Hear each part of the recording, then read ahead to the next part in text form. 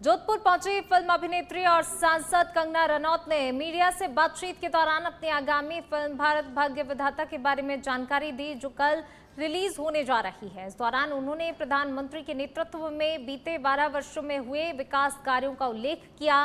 कंगना रनौत ने कहा, देश ने विभिन्न क्षेत्रों में उल्लेखनीय प्रगति की है और भारत की पहचान वैश्विक स्तर पर मजबूत हुई है।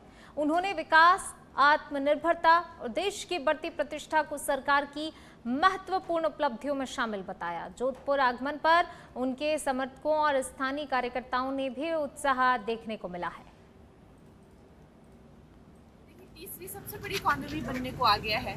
आज हमारे नेता जो है वो विश्व के सबसे ज्यादा लोकप्रिय नेता, अब देखिए दुनिया सबसे ज्यादा रेटिंग दे रही है। और हमारा जो देश है वो इतनी दुनिया जब युद्ध से ग्रस्त है तो हमारा देश जो है उसकी जो उन्नति की जो दर है, इकोनॉमी बढ़ती ही जा रही है तेज गति से। और प्रधानमंत्री जी के लिए शुरुआत है और हम लोग सब उनके नेतृत्व में आगे की दशक को देख रहे हैं। इसके प्रेरणा स्रोत वही हमारे कर्मचारी भाई बहनें हैं जो अपना पूरा सर्वस्व जो है देश के लिए अपनी ड्यूटी के रूप में जो है समर्पित करते हैं। तो भारत भाग्य विधाता के ग्रैंड प्रीमियर के लिए हमने जोधपुर के बहुत ब्यूटीफुल सिटी को चुना है। ठीक जिले के ब्रजनगर विधानसभा क्षेत्र स्थित प्रसिद्ध धार्मिक एवं आस्था केंद्र जड़खोर धाम में स्थानीय विधायक एवं गृह राज्य मंत्री जवाहर सिंह बढ़म ने विशेष गौ पूजन किया। यह आयोजन प्रधानमंत्री नरेंद्र मोदी के प्रधानमंत्री पद पर सेवा, सुशासन एवं राष्ट्र निर्माण के 12 वर्ष सफलतापूर्वक पूर्ण होने के उपलक्ष्य में किया गया। इस अवसर पर मंत्री बढ़म ने 11 देश और प्रदेश की सुख समृद्धि, उत्तम स्वास्थ्य, खुशहाली, निरंतर विकास की कई कामना की। कार्यक्रम में जनप्रतिनिधियों, कार्यकर्ताओं सहित श्रद्धालुओं ने भी बड़ी संख्या में भाग लिया और इस धार्मिक अनुष्ठान के माध्यम से राष्ट्र की उन्नति, विकास और समाज के कल्याण का भी यहां पर संदेश दिया गया। तो देश प्रदेश की सुख समृद्धि की कामना, ये देखिए गौ पूजन करते हुए सेवा सुशासन का यहां पर संदेश देते हुए क्षेत्रवासियों के खुशहाली की कामना और प्रगति के लिए प्रार्थना की गई है।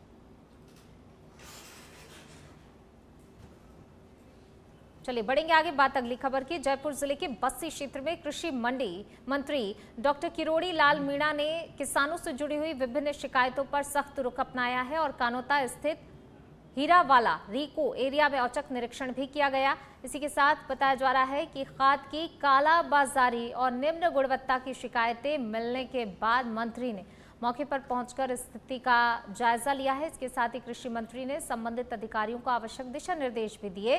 किसानों के हितों से किसी भी प्रकार का कोई भी समझौता नहीं करने की बात उन्होंने कही है। डॉक्टर मीणा लगातार किसानों को गुणवत्ता युक्त खाद और बीज उपलब्ध कराने के लिए सक्रिय नजर आ रहे हैं। कार्रवाई के दौरान विभागीय अधिकारी भी मौजूद रहे और आवश्यक जानकारी जुटाई गई।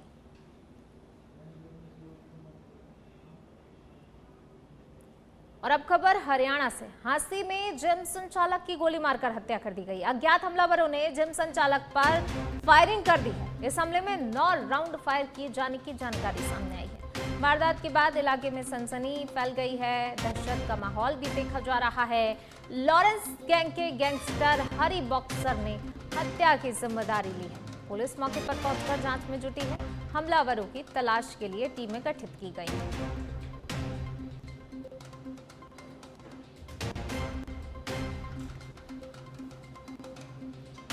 वारदात के बाद इलाके में सनसनी फैल गई, दहशत का माहौल देखा जा रहा है। बड़ी खबर, लॉरेंस गैंग के गैंगस्टर हरी बॉक्सर ने हत्या की जिम्मेदारी ली है। हांसी में जिम संचालक की देखिए गोली मारकर हत्या कर दी गई। अज्ञात हमलावरों ने जिम संचालक पर फायरिंग की घटना को अंजाम दिया। 9 राउंड फायरिंग की गई है। जो अभी तक की जानकारी सामने निकल कर आई है उसमें 9 राउंड फायरिंग की जो है होना बताया जा रहा है। लॉरेंस गैंग के हरी बॉक्सर ने इसकी जिम्मेदारी ली है। हांसी में ये बड़ी घटना। जालौर जिले के चितलवाना कस्बे में आवारा पशुओं के बढ़ते आतंक के बीच एक दर्दनाक हादसा सामने आया है। गुरुवार को एक आवारा बैल के हमले में गंभीर रूप से घायल हुए बुजुर्ग की उपचार के दौरान मौत हो गई। जानकारी के अनुसार बुजुर्ग अपने घर की ओर जा रहे थे, तभी रास्ते में घूम रहे एक आवारा बैल ने अचानक से उन पर हमला कर दिया। बैल के जोरदार वार से बुजुर्ग सड़क पर गिरकर गंभीर रूप से घायल हो गए। स्थानीय लोगों ने उन्हें तुरंत ही अस्पताल पहुंचाया, जहां पर इलाज के दौरान उनकी हालत लगातार नाजुक बनी रही। शाम को उन्होंने दम तोड़ दिया। घटना के बाद परिजनों में शोक की लहर छा गई। स्थानीय लोगों का कहना है कि कस्बे के आवारा पशुओं की समस्या लंबे समय से बनी हुई है। ग्रामीणों और व्यापारियों ने प्रशासन एवं नगर पालिका से आवारा पशुओं को हटाने ठोस व्यवस्था की मांग की है।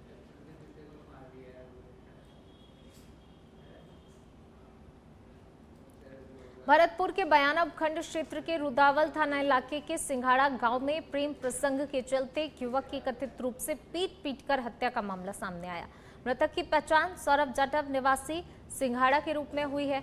जानकारी के अनुसार जिस युवती से उसका प्रेम संबंध बताया जा रहा है, उसकी ननिहाल सिंघाड़ा गांव में है और वह इन दिनों वहां आई हुई थी।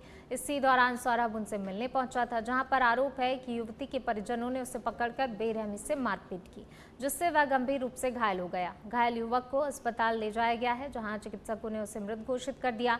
घटना के बाद गांव में तनावपूर्ण माहौल को देखते हुए पुलिस और प्रशासन सतर्क हो गया और मौके पर अतिरिक्त पुलिस अधीक्षक, डीएसपी और रुदावल थाना पुलिस बल तैनात किया गया। पुलिस मामले की जांच में जुटी है।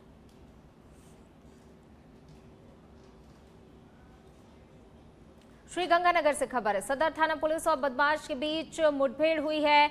नाथावाली के पास कार्रवाई के दौरान क्रॉस फायरिंग की गई है। बदमाश के पैर में गोली लगी है। घायल बदमाश को जिला अस्पताल में भर्ती कराया गया है। बदमाश पंजाब का निवासी बताया जा रहा है। एसपी हरिशंकर सहित पुलिस के वरिष्ठ अधिकारी मौके पर पहुंचे हैं। अस्पताल और घटनास्थल पर भारी पुलिस बल तैनात किया गया है। एसपी के कार्यभार संभालने के बाद गैंगस्टरों से ये तीसरी पुलिस मुठभेड़ हुई है। पुलिस फिलहाल मामले की जांच में जुटी हुई है और पूछताछ भी लगातार की जा रही है।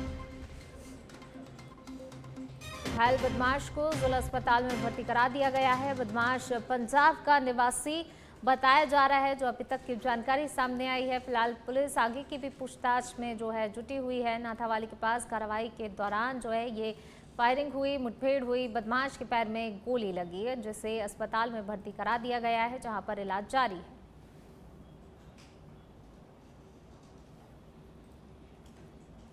तो बदमाश पंजाब का निवासी बताया जा रहा है। सदर थाना पुलिस और बदमाश के बीच मुठभेड़ हुई और इस दौरान बदमाश के पैर में गोली लग गई, जिसके बाद घायल बदमाश को जिला अस्पताल में भर्ती कराया गया है उपचार के लिए और आगे की भी जांच पुलिस द्वारा लगातार की जा रही है। तो घायल बदमाश जिला अस्पताल में भर्ती है, जिसका इलाज जारी है। कोटपुतली बहरोड जिले के बानसूर क्षेत्र में एक किसान की सतर्कता और सूझबूझ से बड़ा हादसा टल गया। टोडिया का बास रोड स्थित एक खेत में सिंचाई के लिए मोटर चालू करने पहुंचे किसान की नजर मोटर के स्टार्टर के पीछे छिपे खतरनाक काले कोबरा सांप पर पड़ी।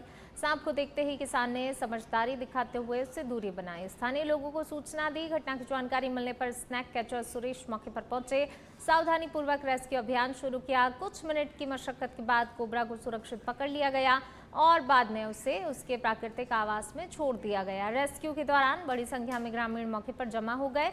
स्नैक कैचर ने लोगों से अपील की है, सांप दिखने पर घबराए नहीं और स्वयं पकड़ने का प्रयास करने के बजाय विशेषज्ञों को सूचना दी। घटना के बाद ग्रामीणों ने राहत की सांस ली।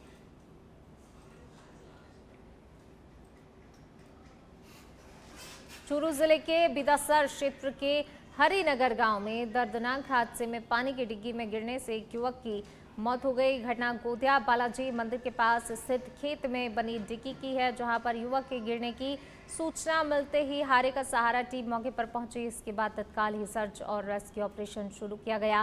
करीब 10 मिनट तक चले बचाव अभियान के बाद युवक को डिग्गी से बाहर निकाला गया, लेकिन तब तक उसकी मौत हो चुकी थी। मृतक की पहचान हरिनगर निवासी परमेश्वर मेघवाल के रूप में हुई है। पुलिस ने शव को कब्जे में लेकर आवश्यक कार्रवाई शुरू कर दी है।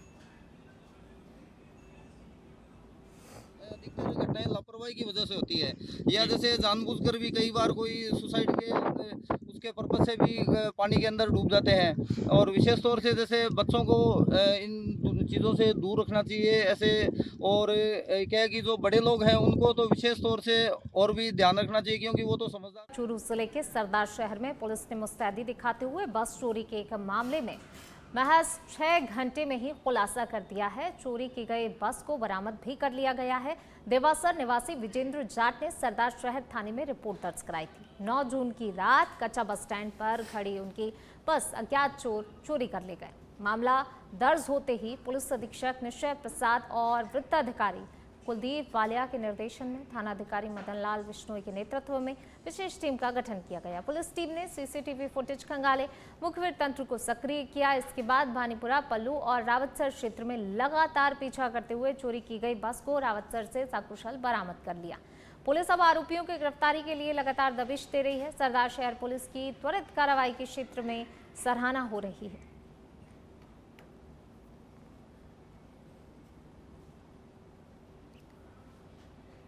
डूंगरपुर जिले में अघोषित बिजली कटौती और बिजली से जुड़ी हुई विभिन्न समस्याओं को लेकर कांग्रेस ने गुरुवार को जोरदार प्रदर्शन किया। कांग्रेस विधायक एवं जिलाध्यक्ष गणेश घोघरा के नेतृत्व में बड़ी संख्या में कार्यकर्ता और महिलाएं रैली के रूप में बिजली निगम के अधीक्षण अभियंता कार्यालय पहुंचे। प्रदर्शनकारियों ने हाथों में कांग्रेस के झंडे, बल्ब और ट्यूबलाइट लेकर सरकार के खिलाफ नारेबाजी की। ऐसी कार्यालय के मुख्य द्वार पर पुलिस द्वारा की गई बैरिकेडिंग को हटाकर कार्यकर्ता परिसर में प्रवेश कर गए, जहां पुलिस और कांग्रेस कार्यकर्ताओं के बीच धक्का मुक्की भी हुई। इसके बाद कार्यकर्ता कार्यालय परिसर में धरने पर बैठ गए और बिजली कटौती के खिलाफ जमकर अपना विरोध दर्ज कराया। करीब 1 घंटे तक चले प्रदर्शन के बाद विधायक गणेश घोघरा प्रतिनिधिमंडल के साथ एसई से मिले। वार्ता के दौरान बिजली आपूर्ति संबंधी समस्याओं के शीघ्र समाधान का आश्वासन मिलने पर कांग्रेस ने अपना धरना समाप्त कर दिया। 8 घंटे भी बिजली, गांवों में 24 घंटों में से 8 घंटे भी बिजली नहीं आ रही है। काफी परेशानी थी, जानवरों के पानी पीने के लिए पानी नहीं निकल रहा था और इंसानों के लिए भी ट्यूबवेल, कुएं से अगर मोटर चालू करके पानी पिला, अभी गर्मी का समय है तो उनके भी काफी दिक्कत आ रही थी। तो हमारा 11 तारीख का आज का पूरे जिले की ओर से धरना प्रदर्शन था। हमारी मांगे थी कि बिजली सुचारू रूप से मिले, हमें सिंगल फेज 24 घंटा मिले और 3 फेज 6 घंटा किसानों को मिलनी चाहिए। और जो ट्रांसफार्मर जल गए हैं, जो लूज तार हैं और जो बदले नहीं है उनको तुरंत बदले और सुचारू रूप से हमें बिजली मिलनी चाहिए। और अफसर जो है ये खा खा के मोटे हो रहे हैं, ये मस्त हो रहे हैं और जनता त्रस्त और परेशान है। इसके संबंध में ये था कि जो पिछले माह जो व्यवधान आए हैं वो प्रसारण तंत्र के ओवरलोडिंग की वजह से आए हैं। स्थानीय स्तर पे अपन इसका पूरा ही प्रयास करके इसको मेंटेन करते, परंतु प्रसारण तंत्र की ओवरलोड लाइन की वजह से जो व्यवधान है उसकी भरपाई करना संभव नहीं हो पाता है। और आज जनता को ये कहा गया है कि चूंकि हमारे गरीबा में 220 का जीएसटी और चालू हो गया है, इससे कुछ विद्युत भार की व्यवस्था हुई है और आगे से इस तरह के हो इसके संबंध में उच्च अधिकारियों से बात करके इसकी पूरी व्यवस्था करेंगे। आश्वस्त किया गया लोगों को कि इस तरह के व्यवधान।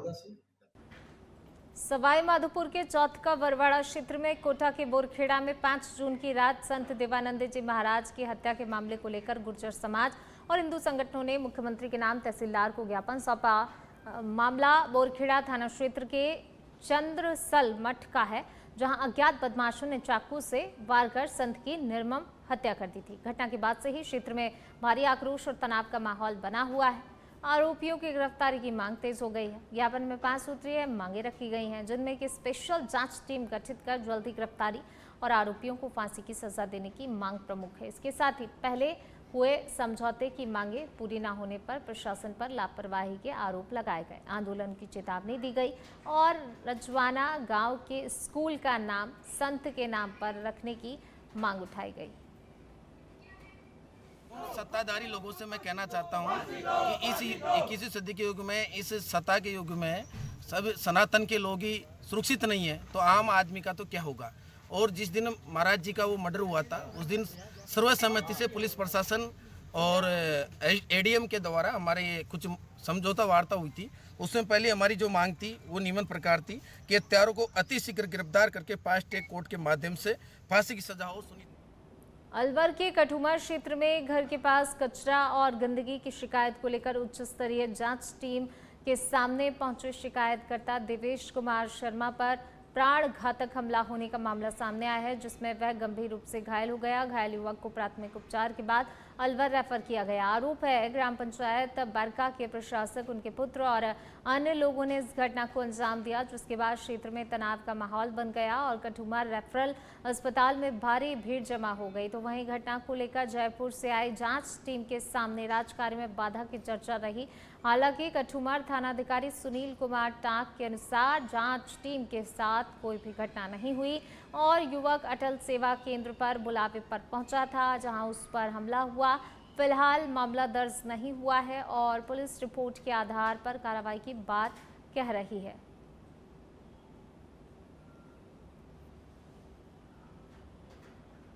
जयपुर के दूदू में जिला कलेक्टर संदेश नायक आज अचानक फुल एक्शन मोड में नजर आए और उन्होंने औचक निरीक्षण कर प्रशासनिक व्यवस्थाओं की जमीनी हकीकत परखी। बिना किसी पूर्व सूचना के कलेक्टर नायक ने एडीएम ऑफिस, तहसील कार्यालय और उप जिला अस्पताल का तूफानी दौरा किया, जिससे कि प्रशासनिक अमले में हड़कंप मच गया। निरीक्षण के दौरान उन्होंने अधिकारियों के साथ संवाद कर आगामी मानसून सत्र को देखते हुए सभी बांधों के रखरखाव और मरम्मत कार्य समय पर पूरा करने के सख्त निर्देश दिए। इसके साथ ही उन्होंने स्पष्ट कहा कि सरकार द्वारा संचालित जन कल्याणकारी योजनाओं का लाभ समाज के अंतिम छोर पर बैठे व्यक्ति तक हर हाल में पहुंचना चाहिए। इसमें किसी भी प्रकार की लापरवाही बर्दाश्त नहीं की जाएगी। इस दौरान एडीएम सुरेश कुमार और आरएएस रमेश वर्मा सहित अन्य आला अधिकारी मौजूद रहे और कलेक्टर ने सभी विभागों को बेहतर समन्वय के साथ कार्य करने के निर्देश दिए। अतिरिक्त जिला कलेक्टर के ऑफिस और अपना जो तहसील की बिल्डिंग, तहसील की ऑफिसर्स का निरीक्षण करने आया हूँ यहाँ पे। इसके साथ साथ जो जनगणना का कार्य हो रहा है उसका भी हमने निरीक्षण किया। ये जनगणना जो है वो 14 तारीख तक कंप्लीट करना है, 15 तारीख तक। अभी अच्छी बात यह है कि दूदू का जो ब्लॉक है उसका जो जनगणना का कार्य संपूर्ण हो चुका है और जो यहाँ का व्यवस्था है और यहाँ पे जो डेवलपमेंट वर्क्स है उन सबका फील्ड विजिट भी आप आज करेंगे। ये एक जनरल विजिट है, इंस्पेक्शन है। तो आगामी मानसून जो है उसके लिए मैंने अभी एक रिव्यू भी लिया। तो लास्ट ईयर जो इश्यूज आए थे, मुझे बताया गया कि कुछ एरियाज पे कुछ बांध की जो रिसाव होने की वजह से कुछ प्रॉब्लम आई थी, उसमें अभी मैंने कुछ डायरेक्शंस दिए हैं जिससे उसका सुदृढ़ीकरण और कराया जाएगा। कुछ डेवलपमेंट वर्क्स है, जो रोड्स है, एक्सप्रेसवेज है जो आने वाले हैं, उन सबका भी एक बार रिव्यू लिया। बांसवाड़ा जिले में मानसून की संभावित दस्तक को देखते हुए जहां प्रशासन अलर्ट मोड पर है, तो वहीं शहर में तैयारियों की हकीकत चिंताजनक नजर आ रही है। जिला कलेक्टर द्वारा नालों, नालियों और जल भराव वाले संवेदनशील क्षेत्रों की समय पर सफाई के सख्त निर्देश दिए जाने के बावजूद नगर परिषद की कार्यशैली पर सवाल उठ रहे हैं।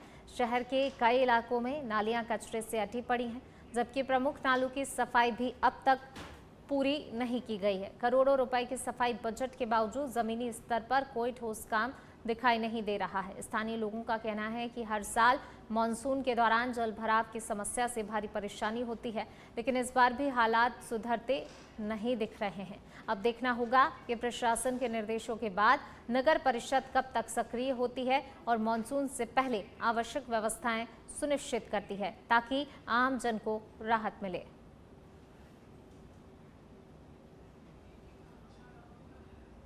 सीकर जिले की धार्मिक नगरी खाटू श्याम जी में युवक करण कुमावत पर हुए जानलेवा हमले का मामला सामने आया है। लगातार ये मामला तूल पकड़ता जा रहा है। घटना के चौथे दिन भी सर्व समाज के लोगों का धरना कलेक्ट्रेट परिसर के बाहर जारी रहा, जहां पर प्रदर्शनकारियों ने आक्रोश रैली निकालकर पुलिस प्रशासन के खिलाफ कड़ी नाराजगी जताई है। रैली जाट बाजार से शुरू होकर कलेक्ट्रेट तक पहुंची, जहां पर आरोपियों की तत्काल गिरफ्तारी और खाटू श्याम जी थाना प्रभारी पवन कुमार चौबे को निलंबित करने की मांग की गई है। प्रदर्शनकारियों ने बताया 26 मई की रात गेस्ट हाउस में हुए विवाद के दौरान कर्मचारी करण कुमावत पर जानलेवा हमला किया गया था, जो अभी भी एसके अस्पताल में उपचाराधीन है। 2 सप्ताह बीतने के बावजूद भी मुख्य आरोपियों की गिरफ्तारी नहीं होने से लोगों में काफी ज्यादा आक्रोश है। प्रदर्शनकारियों ने चेतावनी दी है, यदि जल्दी कार्रवाई नहीं हुई तो आंदोलन और ज्यादा उग्र किया जाएगा और सीकर और खाटू श्याम जी बंद का आह्वान भी किया जा सकता है।